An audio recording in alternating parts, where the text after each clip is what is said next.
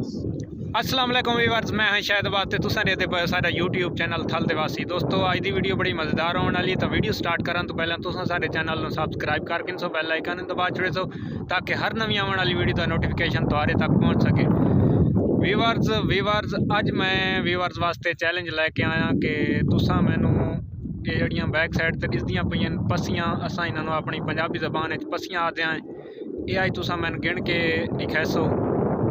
अगर किसी भाई गिन लिया तो मैं उन्होंने इनाम देसा।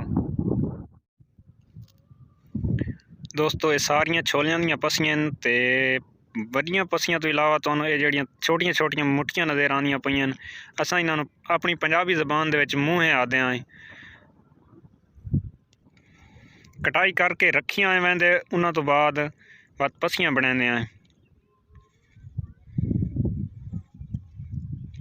साढ़े दे पे कि कितना प्यारा और खूबसूरत मंजर है साढ़े इलाका थल दा। साढ़ा ये छोटा भाई बैठा है छोले कट के ते अपने हाथ धोंदा बैठा है।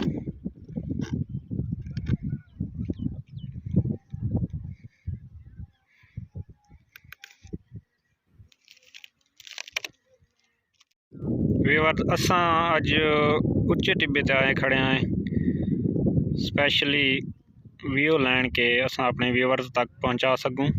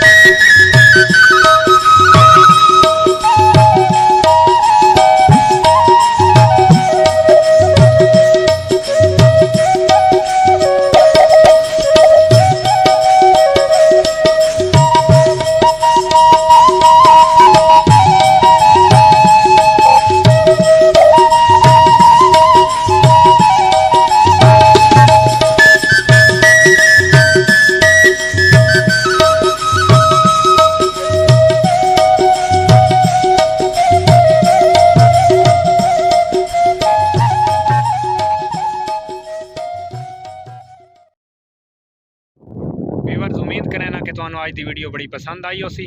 ते अगर पसंद आई है तो तुसां सानू कमेंट दे विच लाजमी दसा देसो।